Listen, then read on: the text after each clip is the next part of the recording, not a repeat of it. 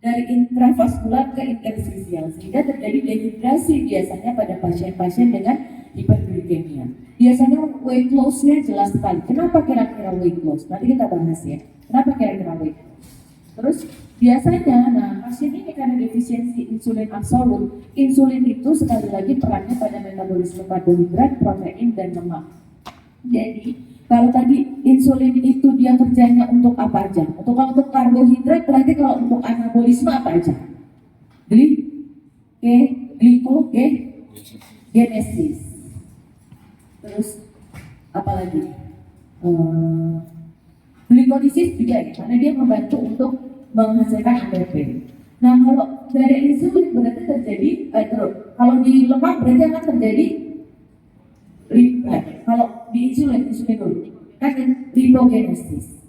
Kalau di protein dia pembentukan protein, makanya dia perannya nanti pada pasien-pasien dengan kanker, pasien-pasien dengan yang gangguan pertumbuhan itu bisa juga pada diabetes. Ya.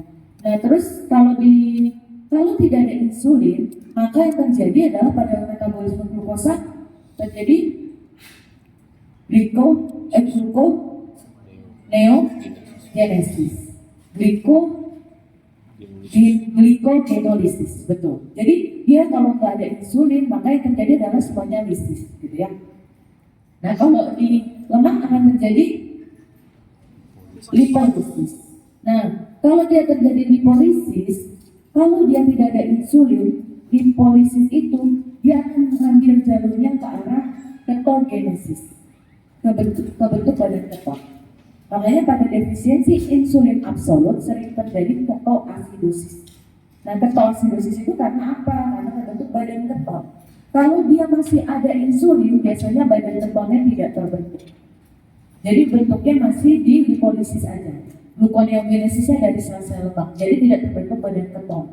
Gitu ya. Jadi kalau badan ketok itu biasanya pada defisiensi insulin yang absolut. Makanya pada tipe 2 itu terjadi ketoasidosis. Nah biasanya itu nggak ada gambaran akantosis nigricans. Akantosis nigricans itu kalau teman-teman lihat, kalau ada yang misalnya anak kecil, anak SD itu yang gemuk banget, terus di sininya ada kehitaman, nah, itu akantosis nigricans. Ya jadi itu kehitaman. Nah ini enggak, karena dia mekanismenya bukan resistensi insulin, mekanismenya karena defisiensi insulin absolut akibat dari penurunan produksi insulin akibat dari kerusakan sel. Ya. Biasanya juga nggak disertai fatty liver, ini pasti membutuhkan insulin karena defisiensinya insulinnya absolut, terjadinya karena tadi kerusakan sel betanya. Nah beda dengan tipe 2 itu terjadi karena resistensi insulin. Resistensinya insulinnya terjadi karena apa? Banyak faktor resikonya, salah satunya adalah kegemukan. Terus yang kedua adalah peningkatan free fatty acid. Jadi free fatty acid itu merupakan radikal bebas sebenarnya. Jadi makanya kenapa sih kok kita nggak kalau bisa nurunin berat badan? Yang kedua, kenapa sih kalau kita tidak disarankan untuk konsumsi lemak berlebihan? Karena free fatty acid itu bersifat radikal bebas. Nah, jadi makanya bisa terjadi biasanya pada onsetnya yang lebih tua karena itu tadi dia penumpukan, gemuk, lama-lama jadi diabetes. Jadi onsetnya lebih dari 30 tahun. Nah biasanya onsetnya pelan-pelan, nggak tadi kan dia langsung tiba-tiba KAD, tiba-tiba ketemu anak, tiba-tiba namanya sesak-sesak, ternyata pas diperiksa gulanya tinggi, ya. Nah biasanya juga ada family history diabetes mellitus. Jadi ini teman-teman, kalau nanti punya orang tua yang DM, apalagi buat-buatnya DM harus sering-sering diperiksakan karena resiko terjadinya diabetes mellitus pada satu orang tua aja bisa sekitar 2 kali risikonya. Peningkatan 2 orang tua itu bisa lebih dari 2,5 kali risiko terkena diabetes mellitus. Jadi kalau punya orang tua yang diabetes mellitus harus lebih aware, gitu ya. Nah terus apalagi yang overweight dan obes, ini juga kan tadi saya sampaikan bahwa salah satu patogenesis yang menyebabkan tadi gagalnya postreseptor tadi adalah karena free fatty acid tadi. Terus nah itu yang ditandai dengan adanya obesitas sentral, di mana tingkat pinggang pada perempuan lebih dari 80, tingkat pinggang pada laki-laki lebih dari 90. Dan ada gambaran akantosis nigricans. Jadi kalau udah ada akantosis nigricans, bukan dilulur ya, nggak usah turunin aja berat badannya, nanti akantosis nigricans hilang karena mau digosok pakai apapun dia nggak akan hilang. gitu ya. Itu pertanda bahwa sudah terjadi resistensi insulin. Tubuh itu sudah mengisyaratkan bahwa Anda sudah terjadi resistensi insulin, gitu ya.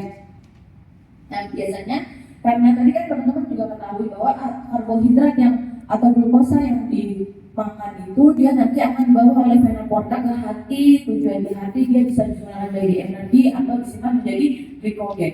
Kelebihan glukosa bisa dirubah menjadi lemak, dan gitu ya. Jadi tidak bukan glukosa hanya jadi glukosa bisa jadi lemak. Jadi kalau nanti punya pasien, saya tuh nggak pernah makan lemak-lemak gitu, kan kok ini saya kolesterol saya tinggi. Sampaikan bahwa makan gula yang berlebihan bisa juga menyebabkan peningkatan lemak. Ya, makanya biasanya pada pasien-pasien DM ini terjadi fatty liver. Nah, fatty liver ini juga bahaya juga. Jadi ternyata beberapa penelitian menyebutkan saat ini fatty liver bisa kalau risiko sirosis tidak pasti, tapi ternyata risiko kanker. Nah, jadi makanya kita harus hati-hati pada pasien-pasien DM.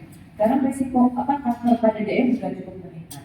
Nah, biasanya tadi kan dia penyebabnya karena resistensi insulin. Insulinnya berikatan sama reseptor yang tadi di bawahnya gagal. Gitu. Jadi biasanya kita nggak harus pakai insulin nih, kita bisa aja pakai obat-obat yang meningkatkan sensitivitas terhadap insulin. Gitu ya. Jadi makanya lack of insulin requirement. Gitu kan? Jadi kira-kira dari DM tipe 1 dan DM tipe 2. Nah ini kayak yang kayak tadi ini hampir sama ya tadi. Kira-kira nah kalau biasanya memang patogenesisnya dia kalau pada DM tipe 1 itu terjadi karena destruksi dari sel beta, kalau DM tipe 2 terjadi karena resistensi insulin. Yang nanti akan lama-kelamaan akan memperburuk produksi dari insulin. Jadi perbedaannya kan tadi ada dua ya, ada krisis hiperglikemia dan krisis hipoglikemia.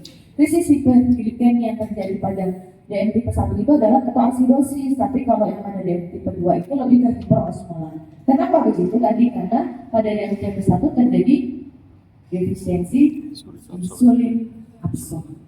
Ya. Karena udah nggak ada insulinnya, kerusakannya langsung di sel beta pankreasnya, jadi nggak ada yang membentuk. Nah biasanya pada DM tipe 2 itu memang genetik, makanya tadi disebutkan bahwa faktor resikonya salah satunya adalah family history, karena dia diturunkan kira-kira sampai 60%. Makanya dan ini saya udah ketemu banyak sekali usia muda. Baru kemarin saya ketemu pasien usia 23 tahun, ayahnya saja yang cerita DM.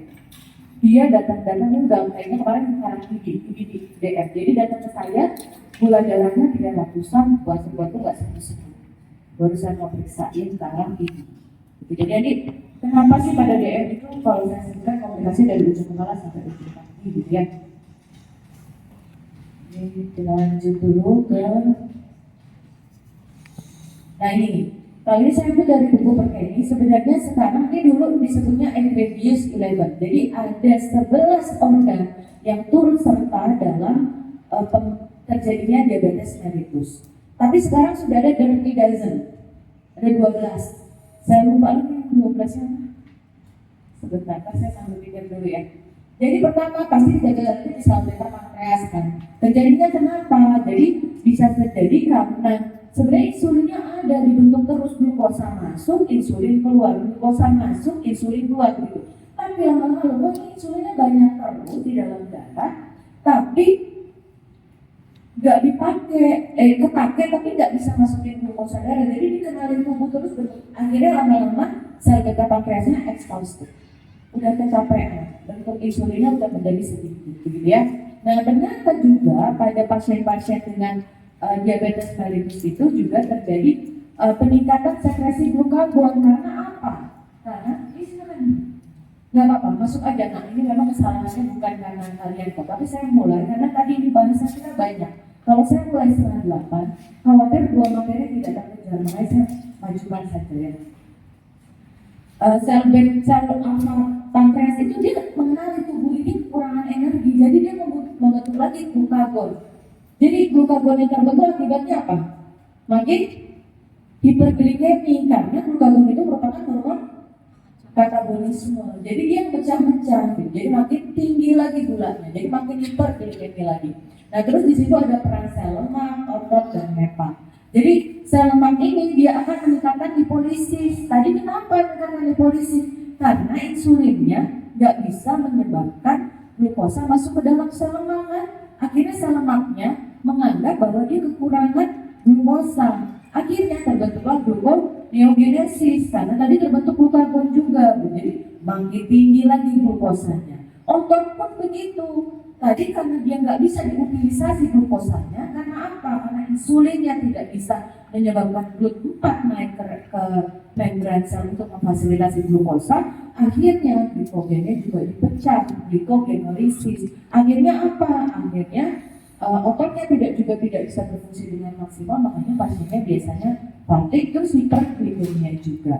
Di hati pun begitu, karena si hati ini kan sebenarnya source-nya energi, disimpan dulu semua di hati. Nanti begitu tubuhnya kekurangan, ini kayak kita lagi berpuasa, terjadi glikogenolisis, semua dipecah-pecahin. Kalau enggak, kalian pingsan semua dong nanti jam 5 nih. Dia kan kenapa sih kalian kok tidak pingsan? Kalian ya paling cuma lemes aja. Kenapa lemes ya? Karena proses adaptasi itu. Makin lama puasanya nggak lemes-lemes banget kan sebenarnya gitu. Lebih dehidrasi aja, apalagi kalau habis banyak ngomong gitu biasanya lebih. Tapi kalau lemes banget ya nggak lemes-lemes banget gitu. Karena glikogen hati itu bisa menahan 8 sampai 72 jam sebenarnya. Jadi kalian nggak makan 3 hari itu sebenarnya pasti nggak masalah. Kalau kuat, kalau apa jangannya.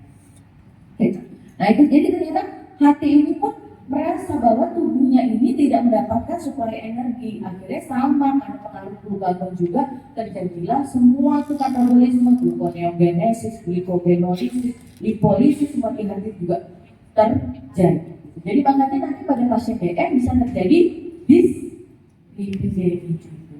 Karena tadi peningkatan dari lemak juga. Di otak pun begitu. Jadi ternyata insulin itu dia tuh punya efek menurunkan rasa lapar sebenarnya.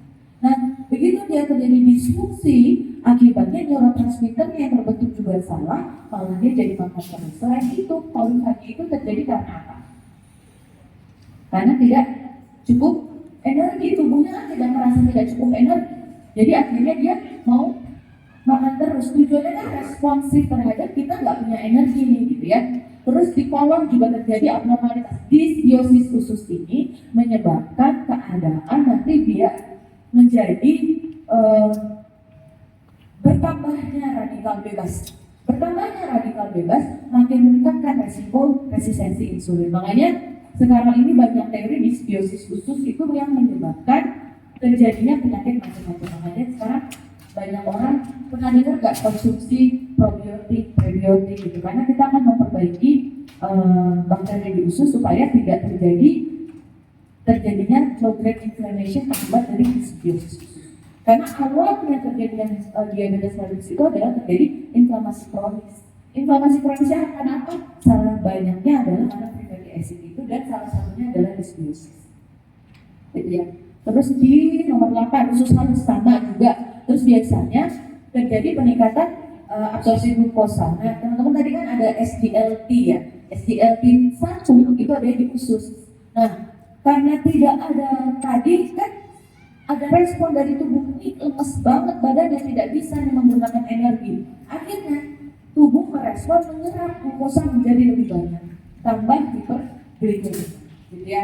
Di ginjal juga gitu, tadi ada SGLT 2. Diserap absorpsi glukosa besar-besaran, jadi glukosanya makin tinggi 10 banyak. Lambung juga gitu, jadi harusnya dia kekosongan lambung berapa jam? 3 sampai 4 jam sebenarnya, 3 sampai 4 jam ya kekosongan lambung. Tapi gara-gara tadi dia terjadi defisiensi insulin tadi, dia mempercepat pengosongan lambung. Pengosongan lambung menjadi lebih cepat, menjadi lebih cepat. Gitu ya. 11, sistem imun. Ini juga tadi kita bahas pasien saya kena DM, terus kita banyak banget nanti dari DM itu komplikasi dari ujung kepala sampai ujung kaki gitu ya, tadi saya sampaikan.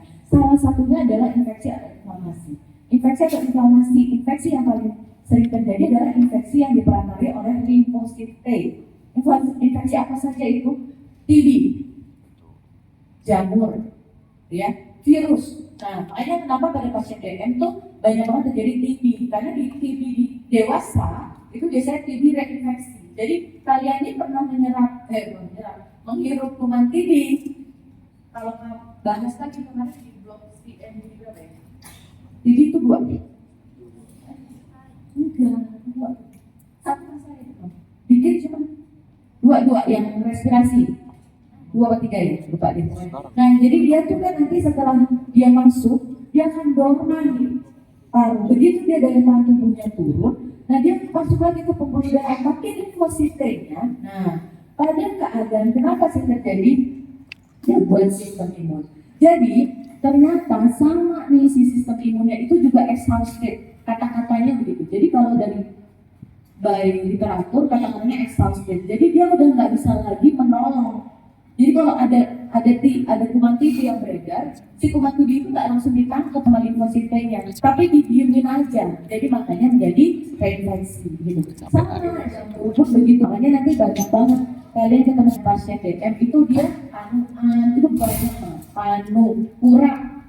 Nanti banyak banget ketemu pasien DM dan tiba-tiba pasien DM nanti menjadi herpes zoster. Herpes zoster itu adalah lanjutan dari infeksi varicella zoster. Varicella zoster itu cacar. Jadi kuman cacar itu nanti bisa dorman di sistem saraf yang nanti akan menyebabkan dia bangun lagi sehingga menjadi herpes zoster, gitu ya. Jadi tapi ada teorinya juga selain exhausted sistem imunnya juga ada suatu teori yang menyatakan bahwa pada keadaan tertentu dia akan menghambat kemotaksis dari sel-sel sel-sel imun. Menghambat kemotaksis. Jadi harusnya gini kan, begitu ada bakteri yang masuk atau begitu ada virus yang masuk, sel-sel imun langsung datangin kan. Tujuannya dia nangkep dulu nih, nanti dibawa sama APC antigen presentasi untuk dipresentasikan pada limfosit. Tujuannya apa? Nanti biar bisa bisa dimakan gitu biar habis. Tapi ini karena dia exhausted, kecapean, terus kemotaksis yang juga lambat, maka sistem imunnya menjadi terganggu. Saya lupa satu lagi, nanti ingetin ya. Ini saya masukin nggak ya dari dosen? Nggak saya masukin. Ya. Betul, sorry. Jadi sistem ras sistem satu lagi. Jadi nanti kenapa kok pada pasien DM itu bisa terjadi hipertensi? Ternyata dia akan menyebabkan peningkatan atau renin angiotensin sistem. Jadi makanya pada pasien DM jadi hipertensi, pada pasien hipertensi bisa menjadi DM. Jadi pasien-pasien saya kalau yang hipertensi itu pasti saya akan evaluasi berkala ke arah gulanya. Pernah saya pasiennya hipertensi aja gitu, memang saya akan evaluasi berkala, biasanya sih 6 bulan sekali. Pada saat 6 bulan yang sebelumnya masih bagus, berikutnya bisa sampai 600. Jadi memang ini sudah banyak terjadi juga pada pasien-pasien. Memang secara patofisiologi dan patogenesisnya dia ada hubungan timbal balik antara dia dan hipertensi.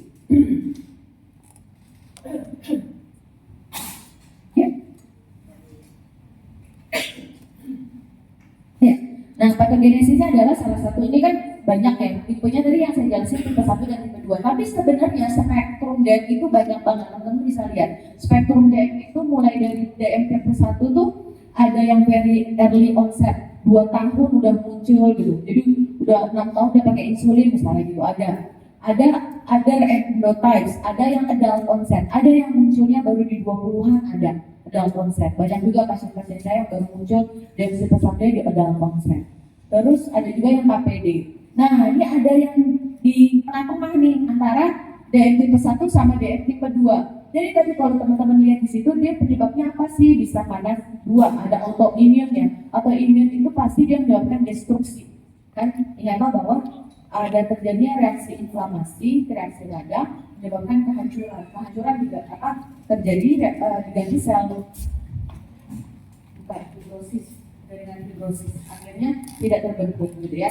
Nah, tapi ada juga beta cell mass. Ini juga bisa terjadi karena adanya massa pada sel beta. Masuk aja deh, nggak apa-apa. Ya, yang ada yang di tengah-tengah tuh namanya lada. Lada ini biasanya pada usia muda.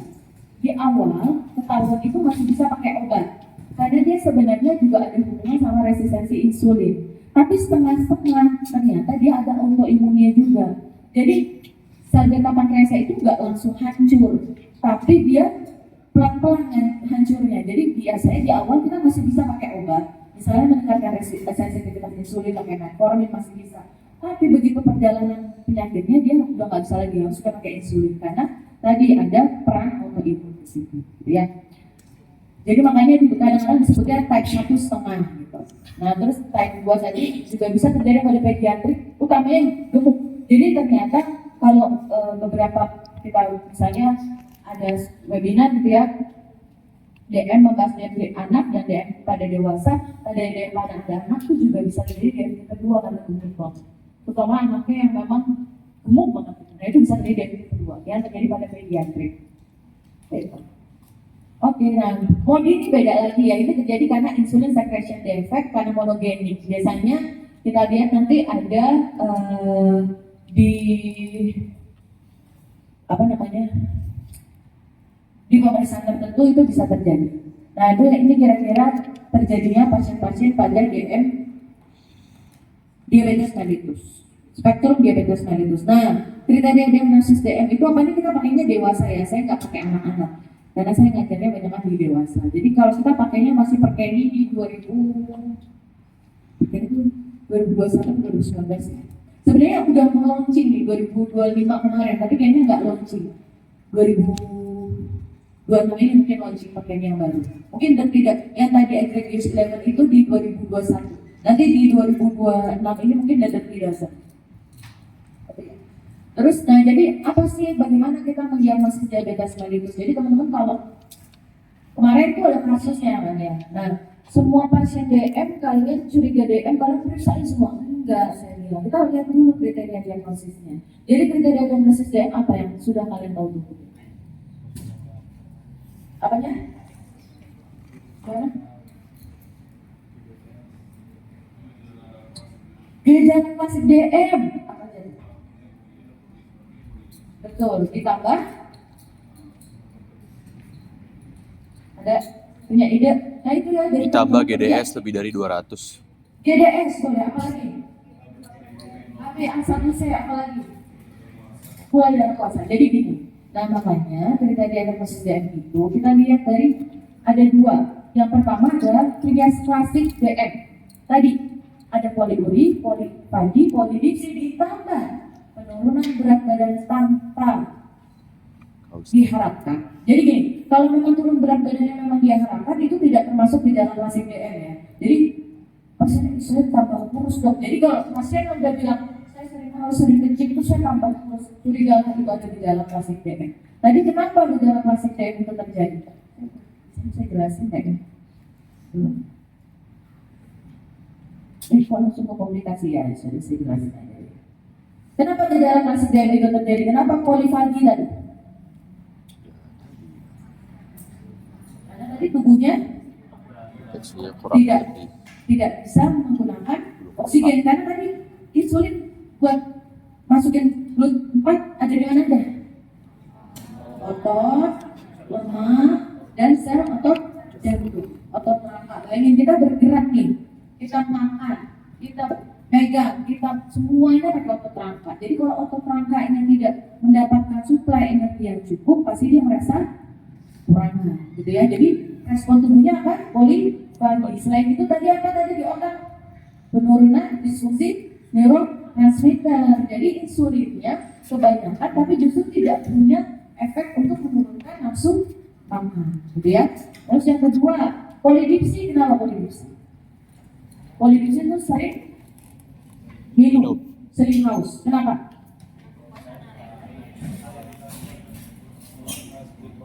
Ya, osmolaritas meningkat sehingga terjadi diuresis oksimosis. Jadi terjadi kenapa tadi ya saya sampaikan bahwa osmolaritas meningkat. Kalau kita ketahui bahwa osmolaritas itu bisa menyebabkan perpindahan cairan dari osmolaritas rendah ke osmolaritas tinggi. Makanya nanti biasanya dehidrasi pasiennya, gitu ya. Nah, karena dia tadi diuresis osmosis, kencing terus.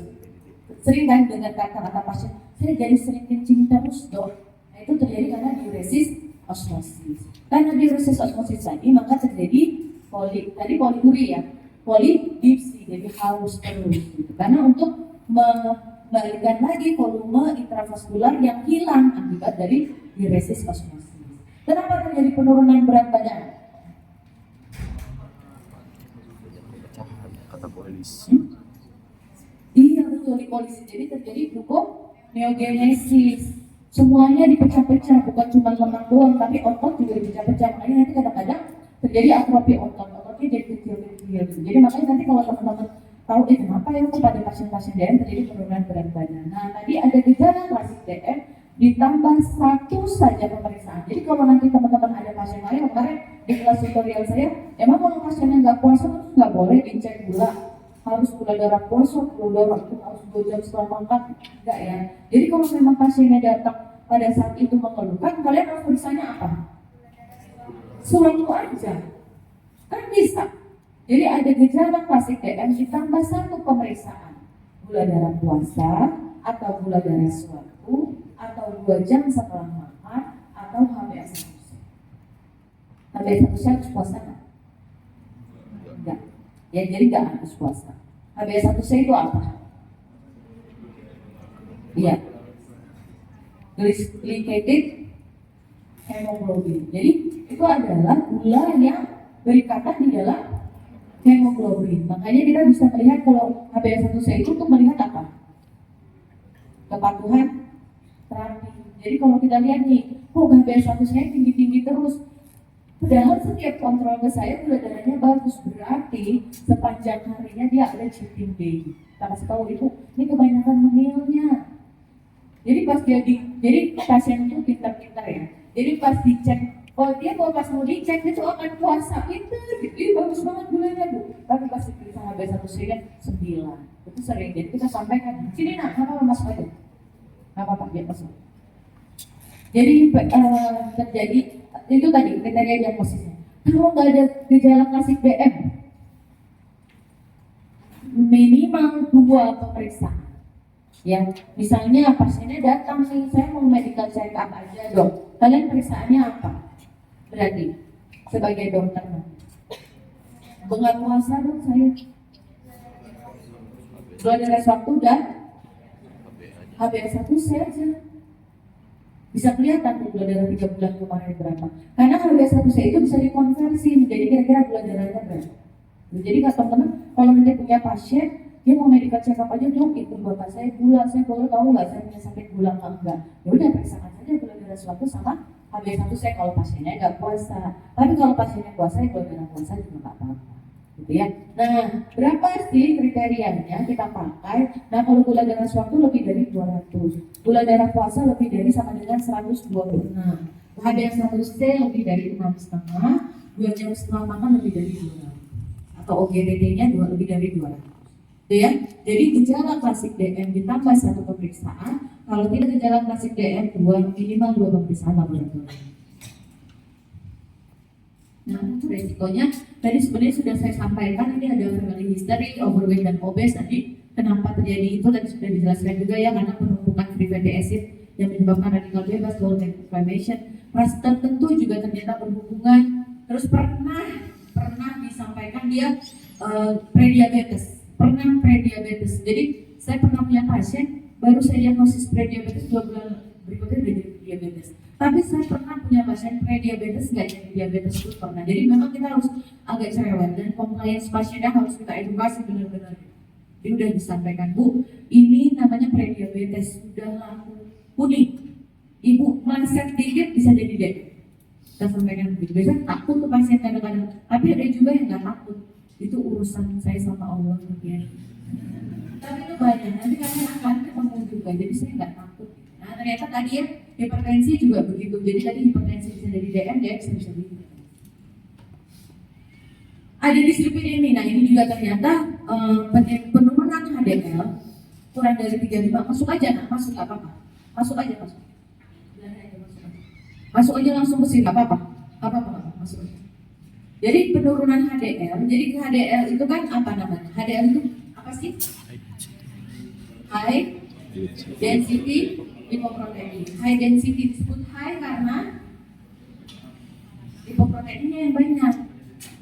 Kalau dia low karena lipoproteinnya sedikit, lemaknya banyak. Gitu. Makanya very low density lipoprotein itu lipoproteinnya sedikit, banyakan lemaknya, trigliserid sama kolesterolnya. Jadi kalau teman-teman kita dulu bahas tentang metabolisme lemak, begitu dia masuk ke usus kan lemak langsung dibawa, bisa kalau lemak rantai pendek atau rantai sedang bisa dimasuk ke vena porta. Kalau rantainya panjang masuknya ke lewat ductus thoracic, masuk ke alur KGB, nanti langsung dibawa ke vena porta lagi, gitu ya. Nah, begitu dibawa ke vena porta, dibawa ke hati, di hati namanya tadi kenapa kebanyakan terjadi fatty liver pada pasien DM gitu ya. Nah, begitu dibawa di hati juga nggak menyimpan dulu banyak-banyak, coba dialirkan lagi, dibentuk dalam bentuk VLDL. VLDL untuk very low density lipoprotein. Lipoproteinnya rendah, lemaknya banyak, trigliseridnya tinggi, kolesterolnya tinggi. Dilepaskan trigliserid menjadi low density lipoprotein, lebih banyak kolesterol. Makanya nanti kalau terjadi oksidasi LDL itu yang menyebabkan aterosklerosis. Karena LDL itu mudah teroksidasi. Gitu ya. Itu juga terjadi karena radikal bebas masuk aja. Gitu. Terus HDL yang rendah. Nah, setelah dia lepasin VLDL-nya, dia akan melepaskan kolesterolnya juga. Jadi namanya high density lipoprotein. Nah, high density lipoprotein balik lagi jadi scavenger. Ini yang belum digunakan sel-sel trigliseridnya, kolesterolnya belum digunakan sel-sel, maka dia akan dibawa lagi balik ke hati. Nah, kalau dia lemaknya kebanyakan, otomatis HDL-nya menjadi turun. Karena apa? Dipakai semua kan buat narik-narikin lagi. Nah, HDL yang turun itu berarti lemaknya tinggi. Nah, lemak yang tinggi itu yang nanti berisiko terjadinya diabetes. Terus trigliserid juga begitu. Trigliserid beberapa pasien juga, saya punya pasien hampir 2 atau 3 orang yang tadinya hanya hipertrigliseridemia aja. Kontrolnya berulang karena hipertrigliseridemia. Ternyata 3 tahun berikutnya jadi DM. Itu sama karena faktor risiko tadi fatty acidnya. Gitu ya. Polikistik, nah teman-teman yang punya PCOS itu patogenesisnya itu adalah resistensi insulin, jadi prone to DM. Jadi hati-hati ya yang PCOS. Yang tadi ada akanthosis nigricans itu pertanda tubuh juga, hubungannya sama melanin. Yang cardiovascular disease sama ini juga faktor-faktor dari pembuluh darah. Karena tadi dirty dozen itu salah satunya adalah pengaruh vaskular. Jadi ada cardiovascular disease juga risiko terjadinya diabetes mellitus. Nah, komplikasinya, selalu saya sampaikan komplikasi pasien DM itu dari ujung kepala sampai ujung kaki. Dari ujung kepala tuh bisa sampai stroke, bisa mikrovaskular maupun makrovaskular di otak gitu ya, bisa lewat circulus wilisi, vertebrobasilar, arteriovalvulobasilar, makrovaskular di mata juga bisa, banyak yang terjadi kebutaan pasien-pasien. Bisa karena glaukom, bisa karena katarak, bisa karena retinopati. Terus bisa karena koroner arteri, ini karena mikrovaskularnya atau makrovaskularnya juga bisa. Ginjal itu bisa gagal ginjal, banyak sekali pasien-pasien DM yang harus terapi hemodialisa. Peripheral artery disease juga banyak sekali yang karena gangguan tadi nanti terbentuknya, nanti kita bahas di berikutnya. Jadi bisa terjadi diabetik makroangiopati, ini karena endothelial injury. Patogenesisnya karena aterosklerosis kalau makroangiopati. Kalau mikroangiopati itu terjadinya karena endothelial injury. Jadi yang terkenal adalah terjadi penebalan basement membran. Pada ginjal pun begitu, pada mata juga begitu gitu. Jadi terjadi seperti itu. Terus biasanya terjadi erythrocyte dan platelet adhesion. Makanya kadang-kadang kok pas tiba-tiba matanya nggak bisa melihat karena blood, semuanya itu terjadi pendarahan gitu. Ada mikrotrombosis juga pada pasien-pasien dengan mikroangiopati. Nah, ini jalurnya ya. Jadi keadaan insulin yang turun, dia akan mengaktifasi insulin reseptor itu. Keadaan hiperglikemia akan dari sebelah sini dulu ya. Ini polyol pathway. Polyol pathway itu dia akan menyebabkan osmotic stress. Osmotic stress akan menyebabkan radikal bebas meningkat. Radikal ini bebas yang meningkat tadi menyebabkan endothelial cell dysfunction. Terus juga menyebabkan monocyte activation. Kan pasti kalau ada radikal bebas pasti ada sel imun yang tertarik di sana. Monocyte di jaringan dia akan berubah menjadi makrofag. ya. Terus nanti di situ juga terjadi gangguan proliferasi pada vaskular, makanya nanti vaskularnya menebal, ya. Itulah yang menyebabkan tadi retinopati, nefropati, neuropati. Itu jadi kalau nanti pasien udah ada neuropati harus dicari nefropati. Kalau sudah ada nefropati harus dicari retinopati. Jadi kalau udah ada microvascular complication kita harus cari ke microvascular complication, ya. Nah, kalau dia keadaan tadi insulin yang menurun tadi, dia juga akan menyebabkan oksidasi LDL. Nah, LDL-nya meningkat kan tadi. Kenapa meningkat? Tadi karena jadi gini. Selain tadi dia suka nyimpen, kalau tadi saya jelasin lebih ke metabolisme, ternyata insulin itu juga menyebabkan penurunan lipoprotein lipase. Ya, lipoprotein lipase. Jadi kan tadi kan VLDL, LDL, tadi kan udah dibawa dari hati untuk diedarkan ke pembuluh darah. Begitu dia mau mengeluarkan isinya, itu ada yang disebut lipoprotein lipase.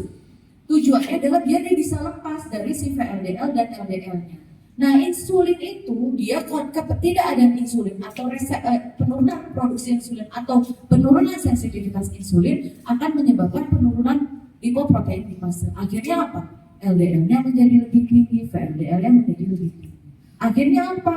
LDL itu mudah teroksidasi.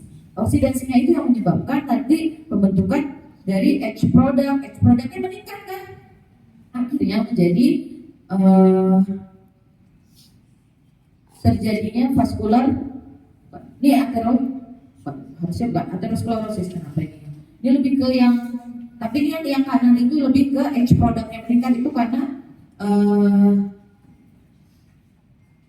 terjadinya hiperglikemia yang akan menyebabkan H product meningkat. Ya. Akhirnya LDL mudah teroksidasi sehingga terbentukkan aterosklerosis. Nah ini tadi kalau nyebutin ke pasien tuh saya selalu dari ujung kepala sampai ujung kaki ditambah risiko infeksi tadi karena penurunan dari sistem imun. Nah ini untuk terapinya nanti teman-teman ini nggak usah dipahami betul-betul. Jadi intinya saya mau jelasin di sini bahwa cuma kalau punya pasien DF itu bukan semata-mata obat. Lihat yang paling atas suruh apa tuh? Modifikasi gula. Karena utamanya patogenesisnya karena gaya. Gitu ya, suruh apa pasiennya? Olahraga, apalagi?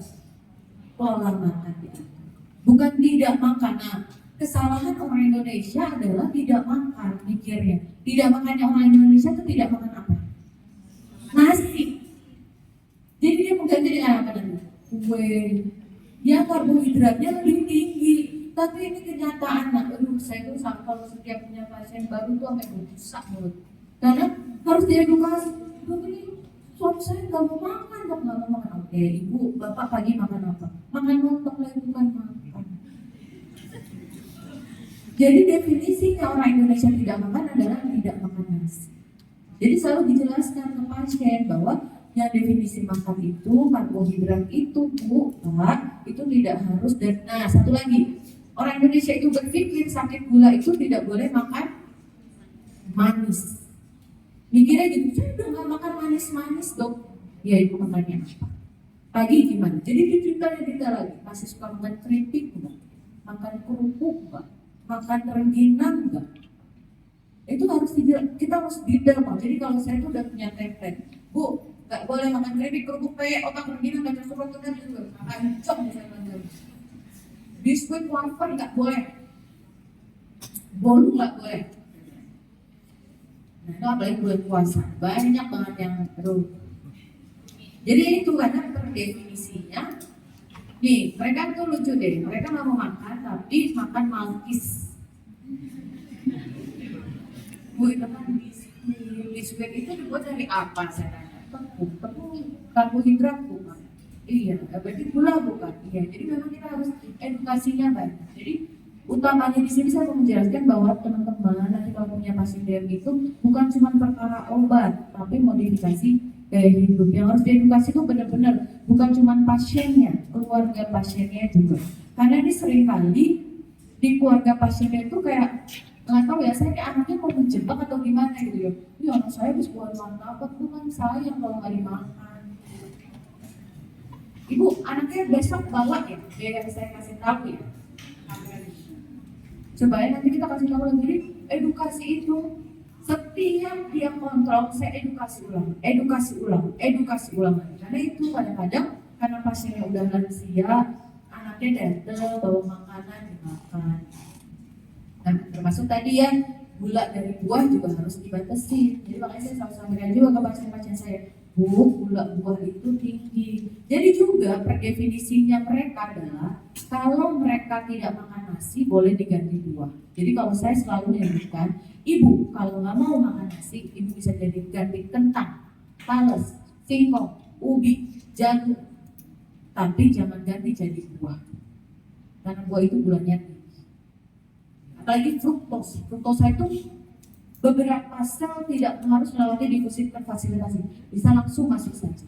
Nah, kebayang nggak bisa langsung naik di gula darah. Jadi masuk dia dari sel usus langsung masuk ke dalam pembuluh darah.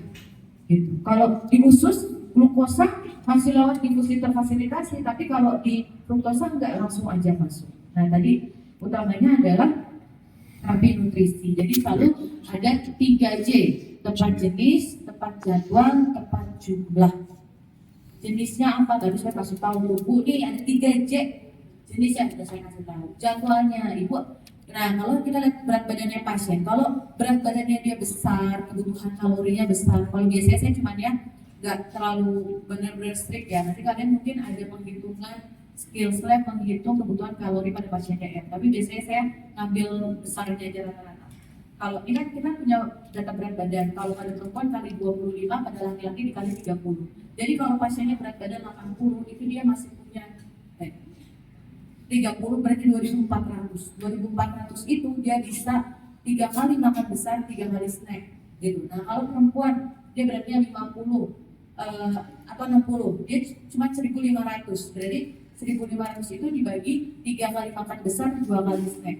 3 kali makan besarnya jam 7, jam 12, jam 6 atau jam 7 paling akhir. Kenapa? Kenapa jam malam itu nggak boleh dikasih lagi makanan? Karena kita tahu bahwa pengosongan lambung itu membutuhkan waktu 3 jam. Kalau dia tidur masih makanan di lambung, penyerapannya menjadi lebih banyak, glukosanya lagi cepat tinggi. Jadi tiba-tiba nanti glukosa darah puasanya atau glukosa darah paginya menjadi lebih tinggi. Jadi makanya kita nggak bolehin lebih dari jam 7 biasanya. Terus tapi ada jam snack. Nah, jam snack itu biasanya kita mulai di jam 9 dan jam 3. Jadi harus dijeda dari 2 jam dari waktu makannya. 2 sampai 3 jam dari waktu makan. Gitu ya. Karena supaya apa? Supaya dia bisa teratur. Tujuannya apa? Biar tidak terjadi lonjakan gula. Karena nanti glukotoxicity. Jadi glukotoxicity itu tiba-tiba terjadi lonjakan gula yang begitu-begitu. Itu yang lebih menyebabkan tadi hiperglikemia jarum poliolnya lebih banyak gitu. Lebih banyak jadi nah itu yang lebih banyak terjadi komplikasi kalau terjadi glukotoxicity. Gitu ya. Latihan fisik biasanya kita pakai target tadi itu 50 sampai 70%. Jadi kalau jadi gini, target nanti itu adalah 200 dikurang umur. Jadi kalau umur ibu itu 40, 200 dikurang umurnya 40, 150. 160 dikali 70 berarti dikurang 3, 48, 4,8. 160 dikurang 30 berapa tuh? 0,3, 48. Berarti 160 dikurang 48, 112 target tadi. Gitu. Iya, kita sampaikan hanya latihan ringan ke sedang dan banyakin apa? Weight training. Jadi suruh ngangkat beban dia.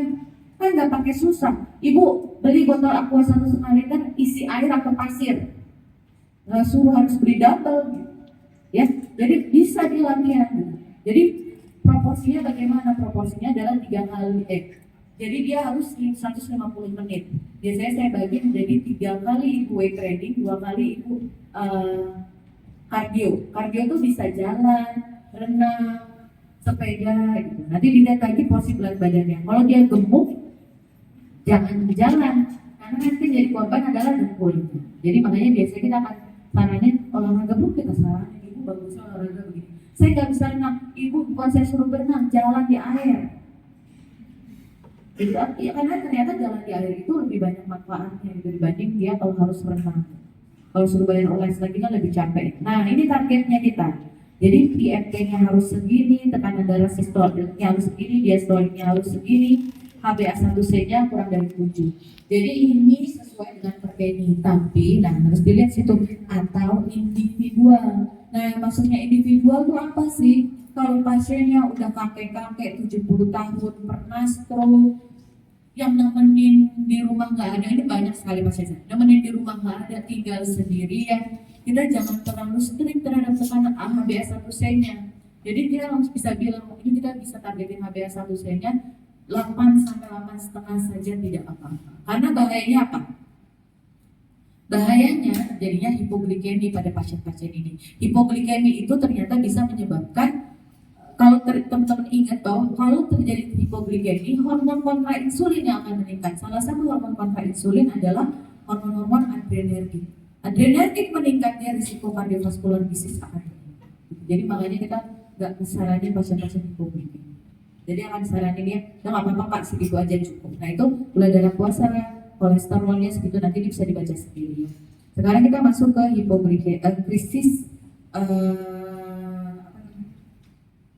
krisis kadar gula darah pada pasien DM. Nah, hipoglikemi ini bila kadar gula darah kurang dari 70. Jadi pertama, nah biasanya pasien itu ada disebut Whipple trial. Jadi kalau pada saat hipoglikemi ada pertama diawali dulu stadium parasimpatik, pasiennya udah mulai lapar, terus mual kadang-kadang, terus tekanan darah turun di awal banget dia akan terjadi stadium parasimpatik. Lalu biasanya terjadi gangguan otak ringan, makanya tadi lemah. Karena apa tadi kan? Sebenarnya tadi untuk masuk gula darah itu masuk ke otak tadi tidak perantaraan insulin, karena tadi dia lewat GLUT3, jadi nggak pakai perantaraan insulin. Tapi karena gula darahnya nggak cukup, jadi akhirnya dia lemah, gitu ya. Terus nah baru tuh si hormon kontrainsulinnya bekerja. Nah terjadilah stadium simpatik, keringat dingin, gemeteran tangannya. Nah jadi makanya nanti kalau teman-teman punya pasiennya ada gejala hipoglikemi harus dikasih tahu, Bu, ini obat ini akan menyebabkan hipoglikemi. Gejala hipoglikemi kasih tahu, gemeteran, keringat dingin, bajunya basah semua, gobios. Nah itu kasih tahu gitu ya. Nah sampai ke penurunan kesadaran. Jadi kadang-kadang kalau hipoglikeminya refraktor berulang nih nggak tertangani, dia bisa terus-terusan penurunan kesadaran. Banyak juga. Jatuh semua. Nah di sini ada triad Whipple. Triad Whipple itu gejalanya konsisten hipoglikemi, kadar gula darah rendah, terus kadar gulanya akan kembali membaik jika diberi terapi. Nah itu triad Whipple ya. Tata laksananya nggak usah, nggak apa-apa. Ini nanti. Nah ini hiperglikemi, sama pasiennya juga lemas banget. Karena apa tadi? Pada pasien-pasien ini kenapa lemas banget? Karena gulanya banyak tapi nggak bisa digunakan. Terus biasanya terjadi diuresis osmosis, pasiennya dehidrasi. Jadi makanya pada pasien-pasien krisis hiperglikemi utamanya adalah rehidrasi dulu. Jadi makanya ini terjadi dehidrasi. Terus biasanya mual, muntah, sesak. Kenapa sesak?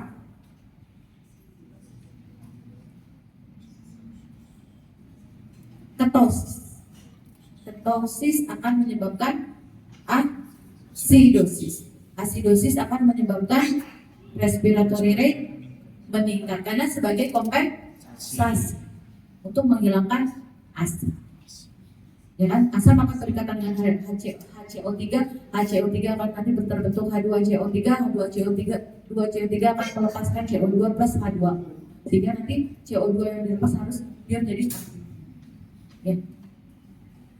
Oke. Nah itu tanda-tandanya adalah takikardi, dehidrasi, takipnu, nafasnya kusma cepat dalam.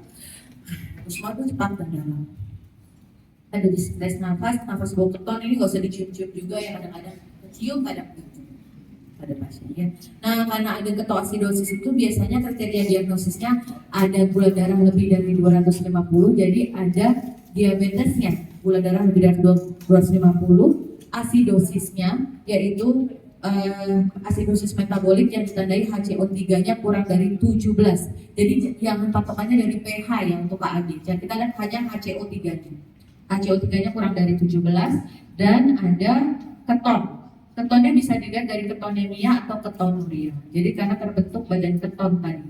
Terbentuk badan keton karena tadi terjadi defisiensi absorb. Nah, SHH ini adalah sindrom hiperglikemik hiperosmolarite. Status hiperglikemik hiperosmolar gitu ya. Nah, anamnesisnya biasanya kadang-kadang berat badannya cepat banget turun karena biasa gula darahnya nggak terkendali. Gula darah tidak terkendali, tidak bisa masuk ke dalam sel, maka terjadi gluconeogenesis besar-besaran. Nah, gluconeogenesis besar-besaran pasti terjadi dari lemak dan kotor. Yang biasanya gitu. Terus berkurangnya asupan oral, nah kesadarannya menurun. Tadi kan kita juga bahas bahwa hiperosmolar itu akan menyebabkan cairan itu berpindah dari tekanan osmolar yang rendah ke tekanan osmolar yang tinggi termasuk di otak, sehingga nanti sel otak akan sering mencium.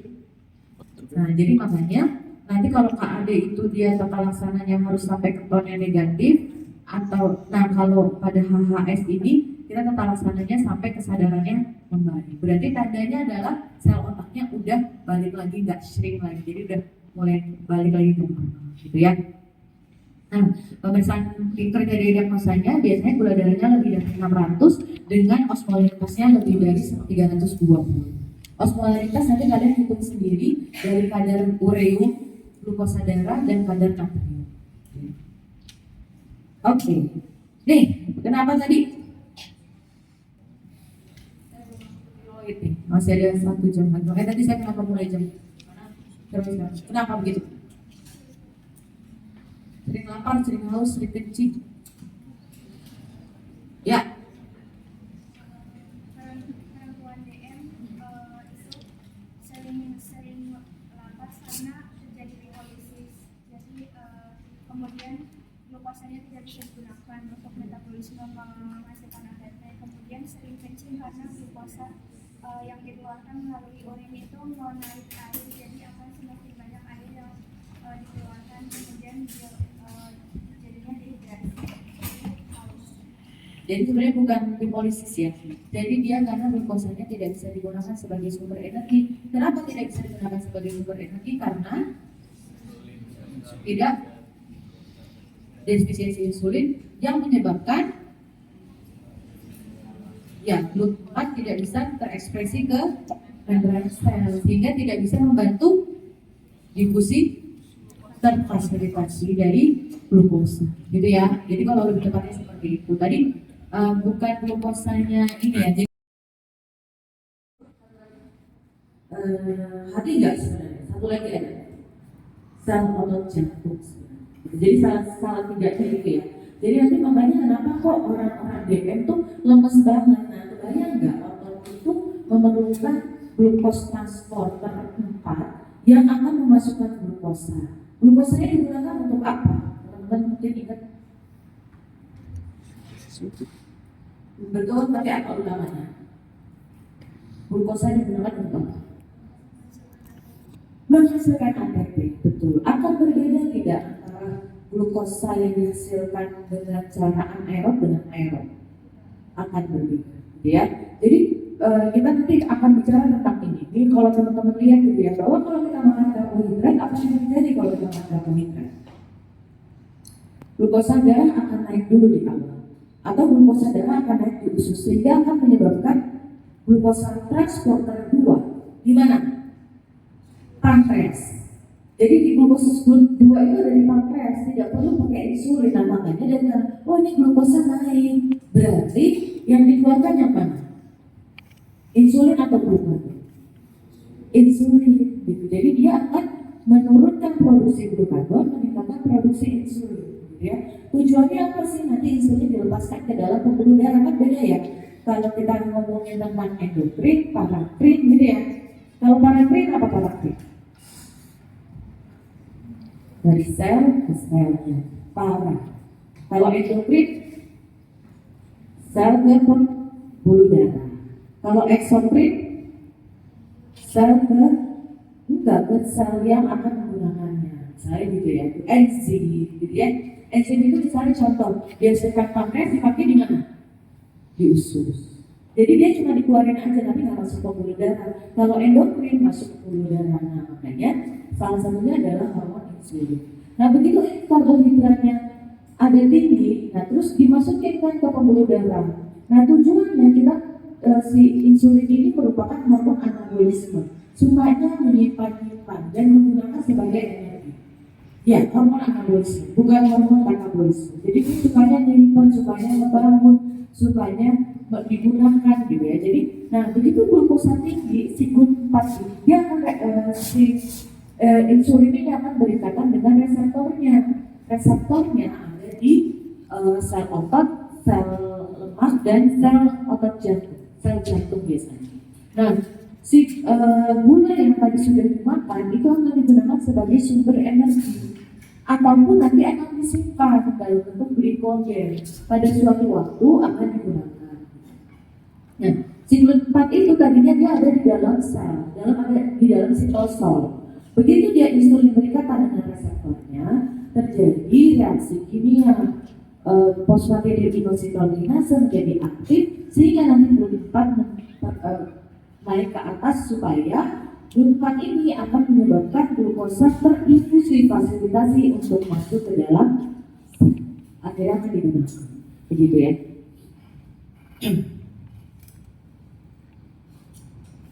Kira-kira kerja hormon insulinnya nanti kerjanya, terus nanti kita ke mekanismenya. Tadi ya, insulin berikatan dengan reseptor sehingga nanti dia, nah yang disebut diabetes mellitus nanti terjadi kesalahannya di mana?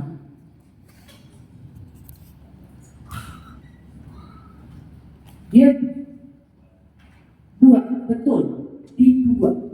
Jadi dia itu terjadinya bukan dia tidak bisa berikatan dengan reseptornya, dia berikatan dengan reseptornya, tapi setelah terjadi ikatan, dia akan mengalami gangguan intraselular signaling kaskade. Jadi harusnya mengaktifkan tirosinase menjadi serotoninase. Akhirnya jalur di bawahnya menjadi tidak aktif, yang menyebabkan formasi GLUT4 untuk naik ke atas, untuk terbentuk menjadi eksocytosis dan naik ke atas tidak bisa. Ya, jadi kelainannya itu bukan karena dia tidak ada reseptornya, tapi kelainannya dalam post reseptor di mana terjadi gangguan sinyalitas, gitu ya. Setelah GLUT4 tadi bisa naik ke atas, makanya dia akan menyebabkan entry dari glukosa tadi. Jadi karena glukosa itu masuk secara difusi terfasilitasi.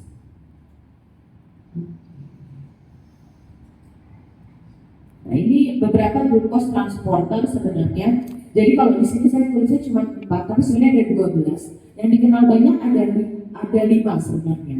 Nah ada SGLT, teman-teman mungkin ingat di situ ada SGLT nanti kalau cuman mungkin belum dibahas. Mungkin nanti kalau dibahas di pengobatan DM. Kita tidak sampai pengobatan ya. Hari ini kita tidak sampai ke pengobatan, tapi ada salah satu obat yang nanti kita akan pengaruhi adalah SGLT-nya. Jadi SGLT-nya adanya di ginjal. Tujuannya adalah mereabsorpsi kembali glukosa yang ada di ginjal.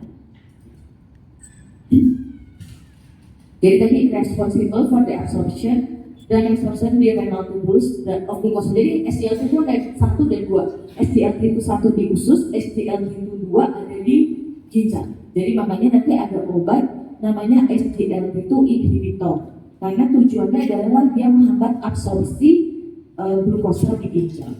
GLUT1 itu adanya di sel beta pankreas dan hepatosit. Kayak tadi kita saya bilang nggak pakai insulin karena dia adanya GLUT1 dan GLUT2. GLUT1 dan GLUT2 itu tidak diperantarai oleh insulin, jadi bisa langsung masuk saja. Maksudnya bisa langsung dia ke dinding sel untuk memfasilitasi glukosa untuk masuk, gitu ya. Terus sama dia untuk memfasilitasi semua untuk difusi terfasilitasi karena cara masuk glukosa ke dalam sel most of dia difusi terfasilitasi kecuali fruktosa. Makanya nanti pada pasien DM kita juga nggak membolehi pasien itu banyak-banyak makan buah karena gulanya lebih cepat tingginya. Jadi lebih cepat naikin gula darah dibanding kalau dia makan karbohidrat kompleks. Tadi di blok LC 2 atau 3, saya lupa 2 atau 3, itu akan dibahas tentang DM secara sampai ke tata laksananya. Nah ini kita lebih ke patogenesisnya, kenapa sih orang ini menjadi DM gitu. Nah kita bahas di sini ke patogenesis dan patofisiologi gitu ya. Nah yang kedua dia adanya di sama beta pankreas, hepatosit, sel epitel intestin dan ginjal. Yang ketiga dia ada di otak. Jadi dia sangat lain. Kenapa kok orang yang DDM nggak bego-bego banget gitu? Karena apa? Dia untuk masuk ke otak tidak perlu insulin. Karena apa? Di situ ada GLUT3 yang punya apa tuh? Very high affinity for glucose. Jadi makanya dengan adanya glukosa tetap masuk, dia tetap bisa aja berpikir gitu. Jadi bukan berarti orang DM itu serta-merta jadi penurunan IQ gitu kan hubungannya ya. Nah, GLUT4 itu tadi ada di otot skelet, tadi makanya otot rangka, otot jantung dan jaringan. Tadi ya GLUT4. Nah, tadi ekspresinya diatur oleh insulin. Yang lain tidak diatur oleh insulin. Oke, sekarang kita masuk ke DM dulu. Nah, sebelum kita masuk ke patogenesisnya, kita jelasin dulu tentang DM. Jadi teman-teman kan harus tahu nih diabetes mellitus. Diabetes mellitus itu dibagi menjadi 2. Tadi diabetes mellitus itu terjadi karena apa sih?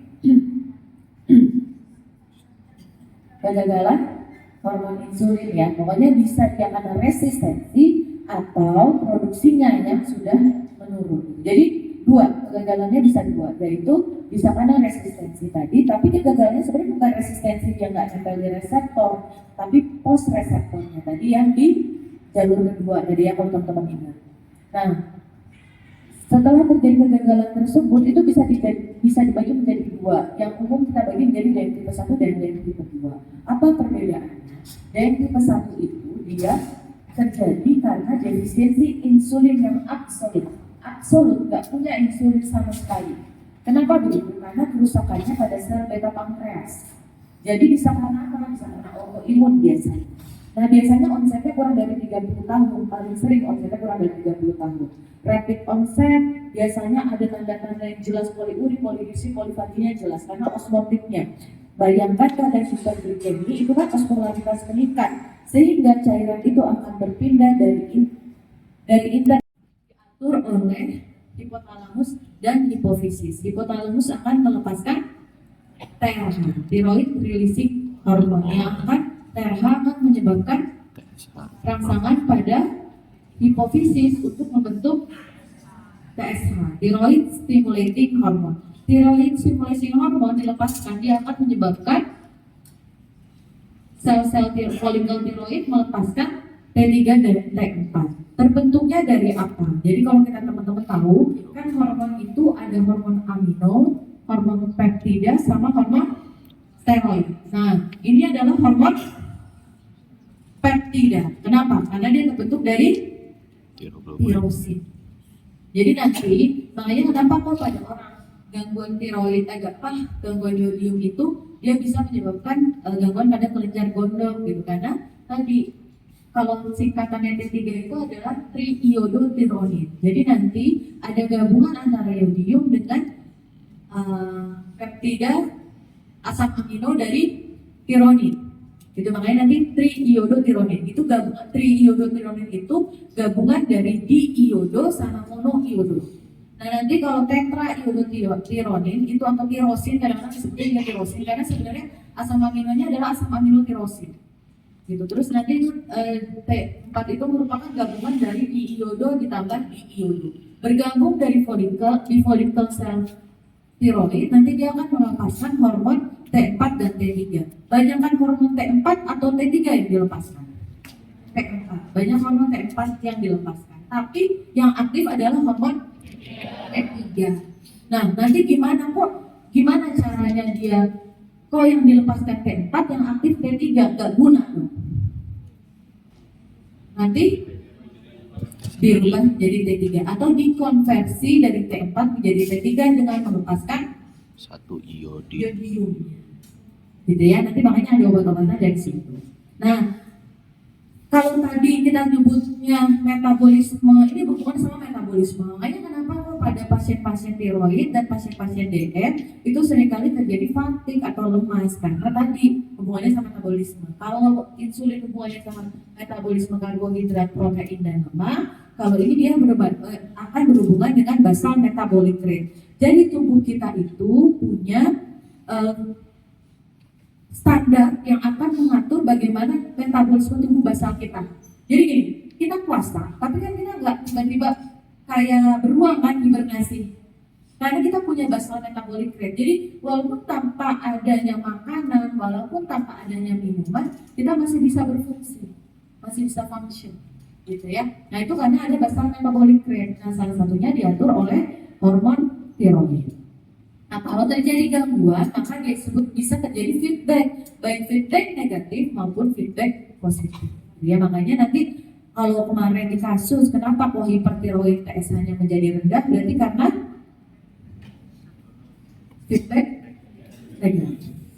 Ya.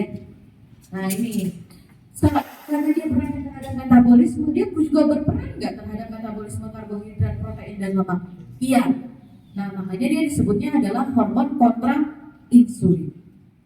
Jadi kalau tadi insulin kerjanya apa? Anabolisme. Ini katabolisme. Dia sukanya mecah-mecah. Karena tujuannya adalah untuk membentuk energi, ya. Jadi kalau di hati dia akan meningkatkan sintesis kolesterol, akan meningkatkan reabsorpsi kolesterol juga salah satunya. Terus akan meningkatkan konversi kolesterol menjadi bile acid, akan meningkatkan oksidasi lemak, akan meningkatkan gluconeogenesis. Di sel lemak dia akan memobilisasi sel-sel lemak, di jantung dia akan meningkatkan heart rate, tiroid juga salah satu perannya juga akan meningkatkan, makanya kalau nanti pada orang hipotiroid pada anak bisa terjadi kretinisme karena punya efek terhadap growth hormone di hipofisis. Terus dia juga punya peran terhadap protein katabolisme, glukosa utilization juga dengan fat oxidation.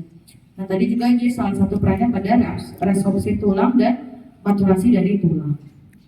Jadi peran hormon tiroid itu banyak. Jadi bukan cuma terhadap metabolisme basal, metabolisme karbohidrat, protein dan lemak, juga pada pertumbuhan.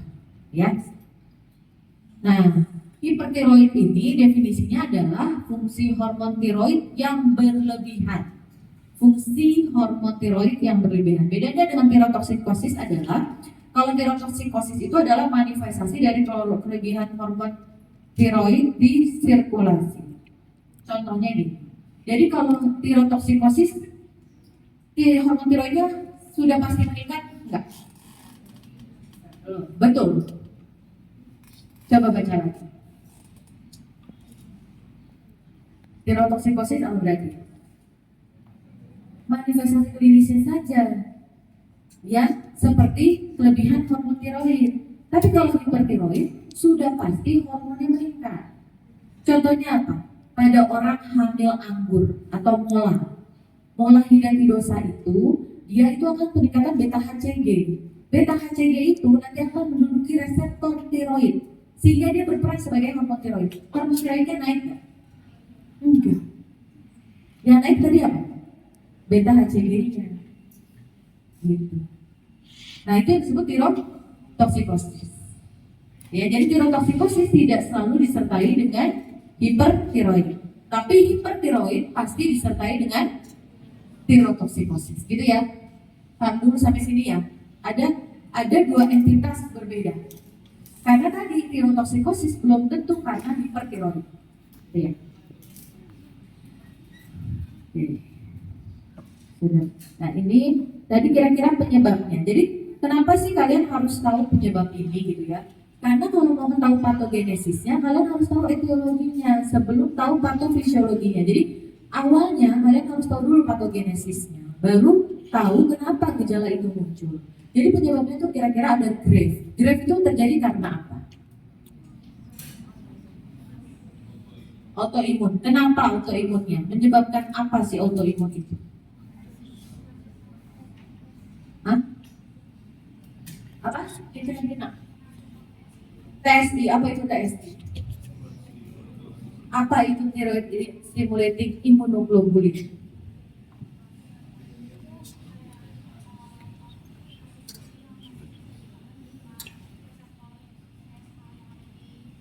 Ya betul. Sehingga terjadi produksi. Iya begitu. Ya.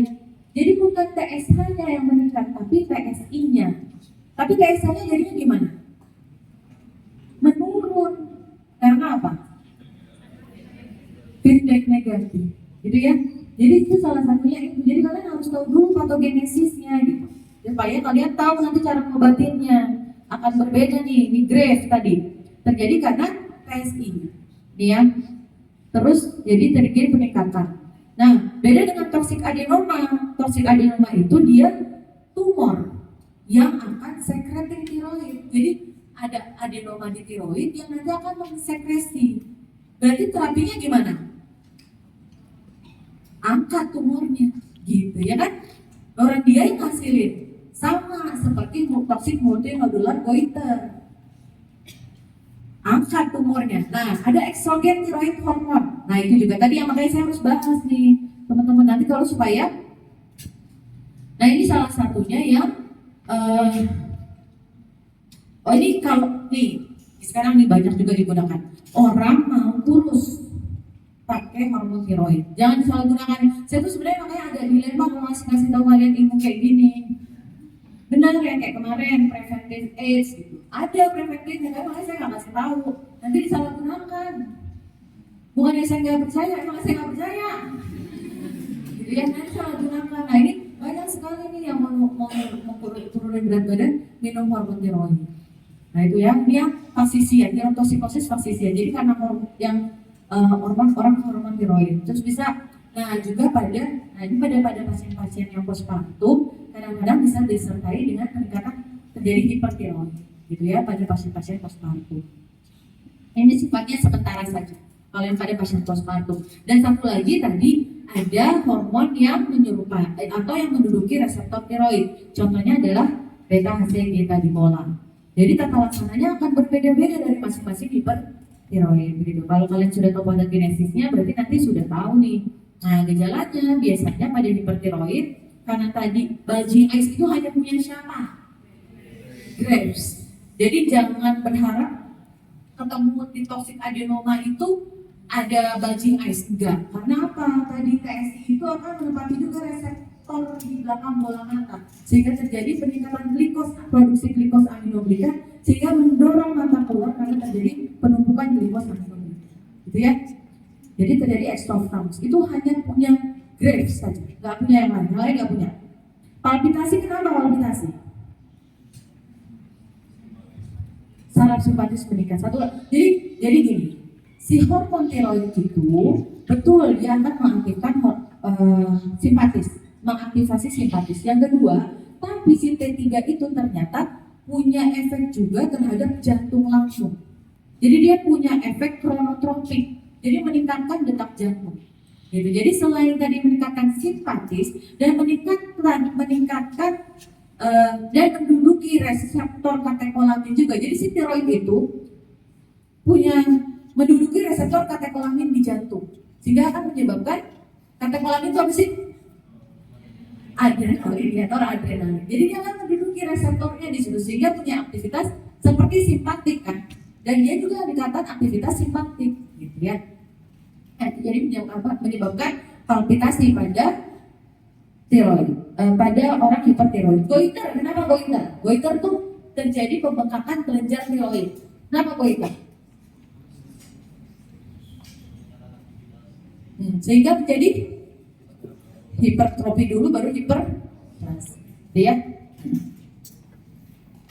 Oke, terus sering lapar. Kenapa sering lapar? Iya, jadi kadang terjadi terus metabolisme. Misalnya gini, basal metabolik karya misalnya 1.500. Tapi pada orang dengan hipertiroid itu basal metabolik rate-nya meningkat jadi 2.000. Nah, kebayang nggak? Yang harusnya kalian dipompa 1.500, tapi dinaikin ke 2.000. Jadi kekurangan, merasa tubuh kita kan merasa kekurangan energi. Jadi sering lapar pas ini, gitu ya. Mood swing, nah ini juga. Jadi ternyata hormon tiroid itu punya peran terhadap gangguan mood. Jadi pasien-pasien gangguan jiwa tuh biasanya juga diperiksakan hormon tiroidnya. Gitu, jadi pasien depresi, pasien cemas, itu seringkali ada gangguan tiroidnya. Patogenesisnya gimana nanti kalian baca sendiri ya. Saya juga, karena ini agak beda-beda antara depresi, ansietas itu agak berbeda.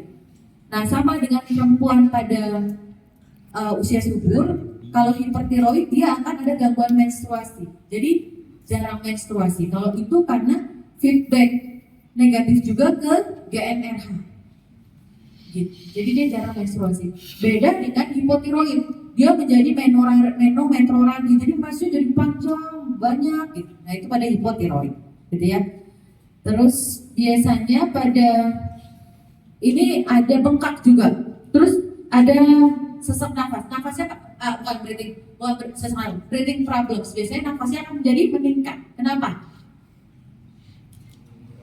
Karena metabolisme meningkat. Metabolisme butuh apa sih? Butuh oksigen. Kan gitu ya. Terus biasanya juga ada hair loss, ada weight loss. Nah, weight loss-nya karena apa tadi? Semua dipecah kalau teman-teman lihat tadi. Semua dipecah-pecahin sama dia. Tujuannya adalah di metabolisme semua dipecahin aja, nggak tahu kenapa dipecahin aja gitu. Orang kebanyakan kalau normal kan nggak, udah saya cukup segini tubuh saya. Ya. Kayak ini kalau gejalanya kira-kira kan teman-teman kalau misalnya pada pasien tadi ini yang pada kondisi ada grave, ada nanti toxic adenoma nanti dibaca sendiri ya. Atau tiroiditis. Tiroiditis itu kalau kayak Hashimoto. Hashimoto di awal itu dia hipertiroid, tapi nanti di akhir menjadi hipotiroid. Kenapa begitu? Karena Hashimoto itu di awal kan kepecah folikel tiroidnya, jadi akhirnya banyak yang keluar hormon tiroidnya. Tapi karena tadi autoimun langsung jadi kelenjar tiroidnya, akhirnya ada proses inflamasi di situ, diganti sel jaringan fibrosa, akhirnya tidak terbentuk lagi hormon tiroidnya. Kayak pada tiroiditis Hashimoto, di fase awal dia hipertiroid, nanti di fase akhir menjadi hipotiroid, gitu ya.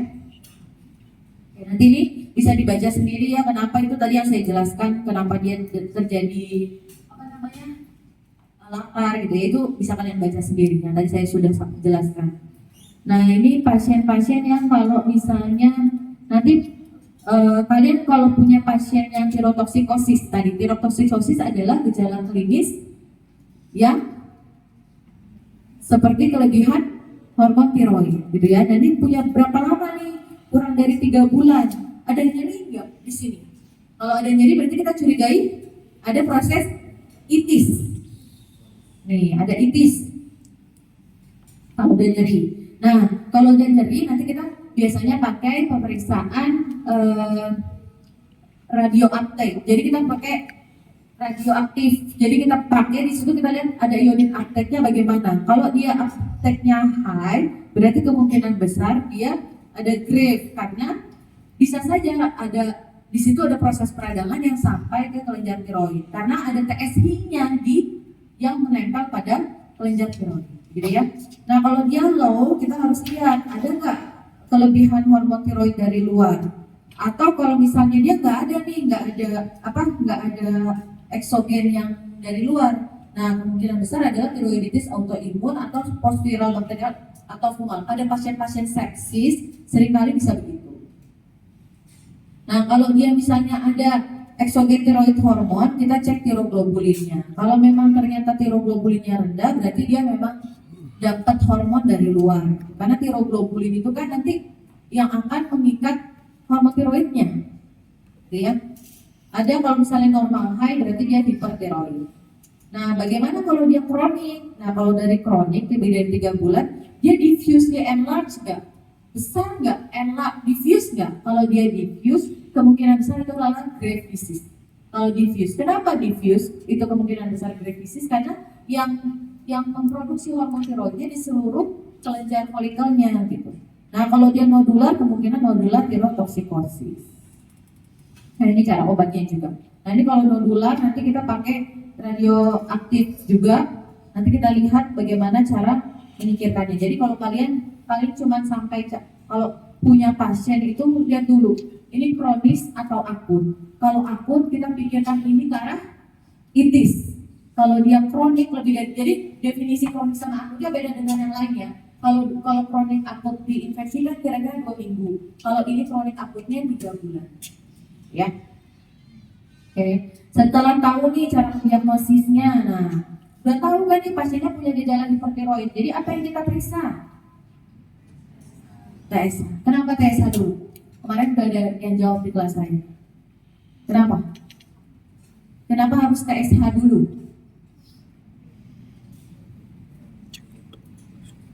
Kenapa? Orel?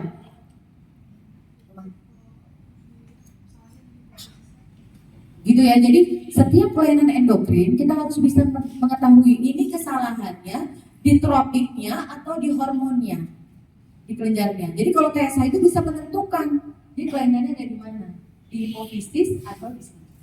Ya. Nah setelah itu kita periksanya apa? Kalau dia rendah, berarti kita periksanya nih rendah. FT4, kenapa FT4?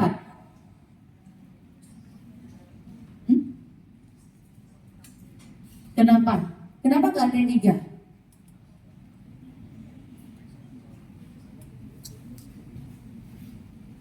Karena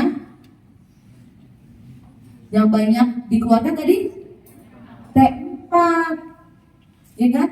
T3 itu nanti dikonversi aja di jaringan perifer, sebenarnya begitu. Jadi T4 yang kita periksa, kenapa yang free? Boleh nggak total T4? Boleh, tapi kenapa kita sarankan yang free? Karena bukan. Kita tadi tahu dia hormon apa? Peptida. Kalau hormon peptida butuh apa? Transporter. Nah makanya karena kita nyarinya yang free supaya yang kadang kalau yang berikan dengan transporternya kita nggak bisa periksa. Kita bisa periksanya yang free aja yang udah dibebaskan dari transporternya. Kalau hormon peptida kan tidak larut dalam darah, makanya dia butuh transporter. Transporternya siapa? Albumin. Ya, gitu. Nah kalau dia normal, nah kalau dia FT4-nya normal ternyata, wah dia tidak apa-apa, tapi kok gejalanya gejala tirotoksikosis. Jadi teman-teman jangan berhenti di situ. Ada yang namanya tirotoksikosis T3. Jadi yang kita periksa adalah T3-nya. Kalau FT4-nya normal, mungkin saja yang diproduksi tiroidnya adalah T3-nya yang lebih banyak. Gitu. Jadi yang kita periksa adalah free T3. Nah, kalau yang tadi T3-nya normal berarti dia subclinical hipertiroid. Jadi hipertiroid subklinis. TSH-nya rendah tapi FT4-nya normal atau FT3-nya normal. Kalau dia ternyata FT4-nya normal, FT3-nya tinggi berarti T3 tirotoksikosis, ya. Nah, kalau dia tinggi ya udah berarti kalau T4-nya tinggi berarti primary hipertiroid. Nah, kita lihat uptake-nya bagaimana, tinggi atau rendah. Kalau tinggi diffuse berarti dia grave disease. Kalau tinggi tapi nodular goiter, toxic nodular goiter. Kalau dia rendah uptake-nya tadi yang kayak di atas tadi, ketika hitung kita periksa tiroglobulinnya. Kalau dia rendah karena eksogenis hormon, ya tadi hormon taksisia tadi. Kalau dia ternyata tiroglobulinnya tinggi, berarti ada tiroiditis atau iodine exposure atau extraglandular production. Ini contohnya tadi extraglandular. Tadi adalah pembentukan beta HCG tadi, gitu ya. Nah, terus kita lanjut ke kalau misalnya bagaimana dengan TSH-nya yang tinggi. Kita periksa FT4-nya tetap. Nah, berarti disebutnya secondary hyperthyroidism. Kalau tadi yang histeroidnya berarti hipertiroid, gitu ya. Nah itu biasanya karena tumor di hipofisis. Nah ini diagnosisnya, nanti ini boleh dibaca ya teman-teman. Tapi jadinya gini, intinya kalau nanti punya pasien, terus pasiennya udah ke arah hipertiroid dengan pemeriksaan FT4 yang tinggi, terus TSH-nya rendah, berarti tirotoksisnya confirm, kita periksa TSI dulu. Nah, kalau dia TSI memang dia tinggi, berarti dia grave disease. Nah, kalau misalnya ternyata TSI-nya terus kita periksa kalau TSI itu kita periksanya apa? TRAB, antibody, tiro, apa tuh? Nah, TRAB, ada penjelasan dulu Pak. Atau TPO, tiroid peroxidase antibody. Nah, biasanya kalau TRAB-nya positif, TPO-AB-nya positif, itu berarti dia Hashimoto. Gitu ya. Kalau dia TRAB-nya negatif, anti TPO-nya negatif, berarti karena multinodular namanya.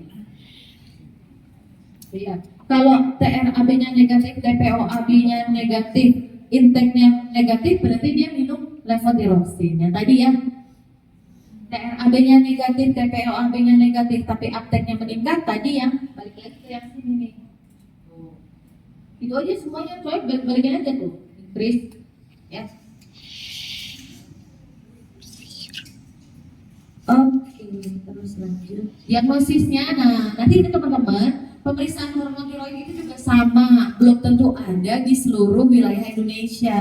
Jadi kalau nanti teman-teman punya pasien kecurigaan ada tadi tirotoksikosis, boleh diperiksakan Wayne Index. Nah ini namanya Wayne Index. Jadi dijumlahin ya, ada dyspnea effort, palpitasi, thyroid, refreshing. Nah jadi kita lihat nih pasiennya yang karena mana, ya. Ini nggak usah, karena kita nggak sampai tata laksana, ini nggak usah tata laksana juga. Nah ini apa? Oh ini kalau nanti, nah punya pasien nih, datang-datang pasiennya AF. Nah jadi ternyata si tiroid itu dia juga bekerja di sinoatrial. Dia akan menyebabkan, makanya kenapa terjadi atrial fibrilasi. Gitu karena tadi dia akan menyebabkan denyut jantung yang ektopik ada di situ. Jadi dia menyebabkan pacu jantung pada sinoatrial. Makanya pada pasien-pasien dengan hipertiroid seringkali terjadi AF. Nah, kalau pasiennya udah tiba-tiba demam tinggi, terus ada takikardi, ada atrial fibrillation, ada congestive heart failure, ada gastrointestinal dysfunction, ada penurunan kesadaran. Nah, kita jumlahkan ternyata ini menjadi krisis tiroid. Dan krisis tiroid ini bisa terjadi pada pasien-pasien hipertiroid ya. Jadi kalau pasiennya tadinya udah lama dia kontrol terus tiba-tiba dia nggak minum obat gitu. Nah, apakah orang tiroid itu harus minum obat seumur hidup? Tidak. Jadi kalau nanti kita lihat dulu penyebabnya apa. Kalau pada grave itu bisa stadium remisi sebenarnya. Jadi dia sudah remisi sudah tidak perlu obat lagi. Jadi bisa aja udah nggak perlu obat. Tapi kalau memang ternyata karena habis diangkat jadi harus minum obat. Ya. Karena kita ke hipotiroid. Hipotiroid, nah ini adalah kekurangan hormon tiroid. Nah biasanya penyebabnya adalah tiroiditis Hashimoto. Tadi yang saya sampaikan bahwa di awal dia terjadi destruksi makanya hipertiroid. Bisa juga drug induced. Jadi teman-teman nanti hati-hati dengan pemberian obat amiodaron. Amiodaron itu bisa menyebabkan drug induced hypothyroid. Bisa juga dyshormogenesis, radiasi misalnya, terus ada kongenital, ini yang menyebabkan kretinisme. Karena tadi kita sampaikan bahwa peran hormon tiroid selain di metabolisme, perannya juga di pertumbuhan. Atau secondary TSH defisit, itu penyebabnya kira-kira seperti itu. Nah ini, kalau tadi kelebihan metabolisme ini kekurangan, ya udah kekurangannya di seluruh tubuh tuh gitu ya. Jadi bisa biasanya puppy face. Jadi karena dia nyimpen, nah, tapi pada organ-organ tertentu. Jadi dia bengkaknya pada organ-organ tertentu. Makanya nanti pada hipotiroid itu bisa terjadi coma mixed edema. Jadi bengkak semua pasiennya penurunan kesadaran gitu karena ya dia itu deposit metabolismenya nggak jalan, cairannya tidak berperan homeostasis yang baik, jadi banyak seperti itu. Terus goiter juga pada beberapa keadaan bisa terjadi goiter, utamanya kalau tiroiditis Hashimoto di awal karena dia terjadi destruksi dulu besar. Hampir semuanya karena penurunan, jadi bisa weight gain karena metabolismenya turun, bisa konstipasi karena jadi gini. Sebenarnya kan kalau kita tahu bahwa sistem pencernaan itu diaturnya oleh parasimpatis sebenarnya ya, bukan simpatis, tapi tetap ternyata dia punya efek ke sistem pencernaan. Jadi kalau dia pada hipertiroid itu dia lebih sering buang air besar. Kita nggak bilangnya mencret, tapi buang air besarnya menjadi lebih sering tidak? Gitu. Kalau pada pasien hipotiroid yang konstipasi justru nggak bisa buang air besar. Muscle cramp karena berhubungan dengan metabolisme juga dan berhubungan dengan kalsium. Fatigue sama tired sama-sama dia ke otak juga ya, jadi bisa terjadi makanya pada pasien hipotiroid yang di anak itu bisa terjadi penurunan IQ. Jadi makanya harus hati-hati sekali pada anak-anak. Depresi ya, bisa depresi, ansietas. Jadi pada pasien-pasien gangguan jiwa tuh biasanya diperiksakan juga karena hormon tiroid. Karena ternyata awalnya adalah pemicunya adalah kelebihan atau kekurangan hormon tiroid. Kardiak tadi kebalikan dari hipertiroid, dia justru beradikal karena tadi kalau tiroid perannya di simpatis, terus juga peningkatan reseptor terhadap katekolamin, terus bekerja juga terhadap pacu jantung di sinoatrial, gitu. Pasti dia beradikal. Reproduktif tadi yang saya sampaikan dia jadi banyak karena tadi ada feedback positif ke GNRH. Gitu. Parestesi, penurunan refleks, karena semuanya ke semua sistem, jadi tiroid itu semua sistem. Ini nanti bisa dibaca aja. Jadi paling banyak penyebabnya adalah tiroiditis Hashimoto, paling banyak penyebabnya ya. Nah ini ada pituitary gland dysfunction, pasti TSH-nya yang turun, ada tiroiditis Hashimoto di awalnya, jadi nanti diganti dengan ikan sehingga produksi T3 T4-nya yang turun. Ada iatrogenik, obat-obatan tertentu yang tadi saya sampaikan, jadi akan mengganggu fungsi dari tiroid gland. Tadi contohnya amiodaron itu ada ada iodinnya, jadi makanya bisa terjadi gangguan juga. Nanti dibaca sendiri ya kenapa kok bisa pada pasien-pasien hipotiroid bisa seperti itu. Nah, bagaimana kalau pasien udah ada gejala hipotiroid? Apa yang kalian harus lakukan? Selalu periksa TSH dulu di awal, karena tadi untuk mengetahui penyebabnya dari mana, dari otaknya atau dari tiroidnya, gitu ya. Dan jadi kalau TSH-nya rendah, berarti secondary hypothyroidism, gitu ya. Karena dia memang nggak bisa, jadi dia nggak terbentuk gitu ya si TSH-nya. Gitu. Tapi kalau dia tinggi, kita lihat dulu dia FT4-nya lagi. Jadi selalu periksa TSH, lalu periksa FT4. Jika FT4-nya rendah juga, TSH-nya rendah, FT4-nya rendah, berarti dia over. Udah jelas ini adalah hypothyroidism. Kalau TSH-nya tinggi, TSH-nya tinggi, FT4-nya rendah, udah jelas dia hypothyroidism. Kalau dia TSH-nya tinggi, FT4-nya normal, berarti hypothyroidism subklinis. Kalau TSH-nya tinggi, FT4-nya tinggi, nah ini lihat ada TSH OMA, gitu ya, salah satunya paling sering. Ya. Nah ini tata laksananya, yang di bawah itu tata laksananya, tapi kalian nggak sampai tata laksana. Jadi tidak semua pasien hipotiroidism itu kita tata laksana, jadi harus dilihat di bawah. Mudah-mudahan nanti di blog berikutnya ada dibahas ya.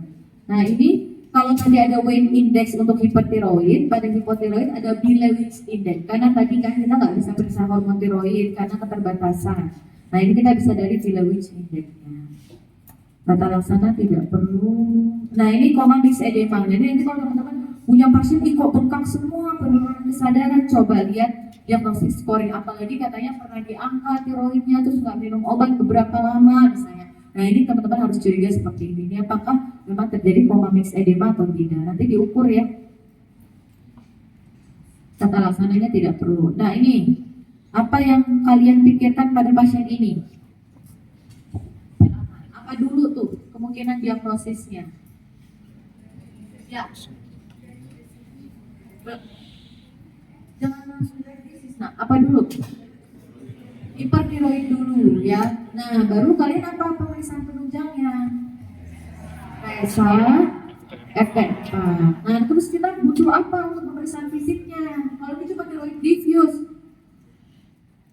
kemungkinan karena apa? Betul tadi karena Graves sebenarnya. Tapi kita harus pastikan ada exophthalmos nggak? Gitu ya. Terus kalau misalnya exophthalmosnya nggak jelas-jelas banget, gitu kita periksa TNAB untuk menentukan. Karena nanti sebenarnya kalau tata laksana tiroid itu dia akan apa? Kita kasih apa? Obat anti tiroid aja OAT kan namanya obat anti tiroid gitu. Jadi tidak beda dengan autoimun yang lain. Kalau autoimun kelenjar endokrin kita tata laksananya hormonnya. Tapi kalau misalnya kayak RA, SRE kita berikan anti inflamasinya.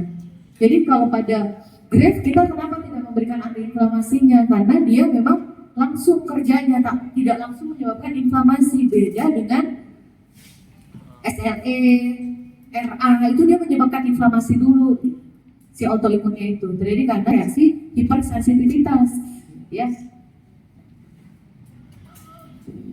Nah ini ya tadi yang kita periksanya nih, apa nih?